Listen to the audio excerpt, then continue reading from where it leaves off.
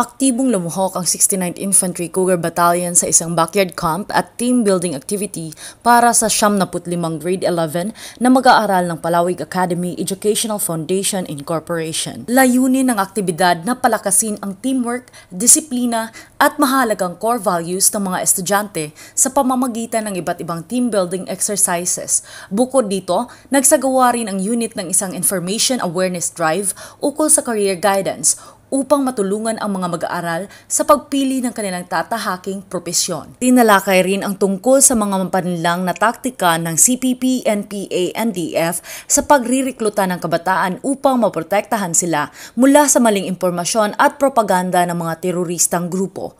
Dagdag pa rito, nagkaroon ng awareness session ukol sa West Philippine Sea upang ipaalam sa mga mag-aaral ang kahalagahan ng pambansang seguridad. Bilang bahagi ng aktibidad, isinagawa rin ang isang obstacle course challenge na nagbigay ng hamon sa pisikal at mental na kakayahan ng mga kalahok. On behalf of the Palawig Academy Educational Foundation Incorporations, we are expressing our gratitude and appreciation to the 69th Infantry Battalion, the 7th Infantry Division of the Philippine National Army for their valuable contribution on the Palawig Academy Educational Foundation Backyard Camping 2025 po. So yung efforts po nila para masuportahan ang initiatives para maibigay yung mga learnings sa aming mga estudyante ay napakalaking bagay po sa amin. And mga new learnings na magagamit po namin as teachers and better rin po para sa aming mga students. Yun lamang po.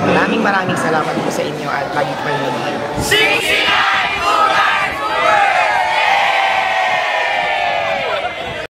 Pamamagitan ng ganitong mga programa, patuloy na isinusulong ng 69th Infantry Battalion ang kanilang misyon sa paghubog sa mga kabataan tungo sa disiplina, kaalaman at pagmamahal sa bayan. Mula dito sa Palawig, Zambales, ako si Riza Melamoste, ang inyong pamilyang kaugnay.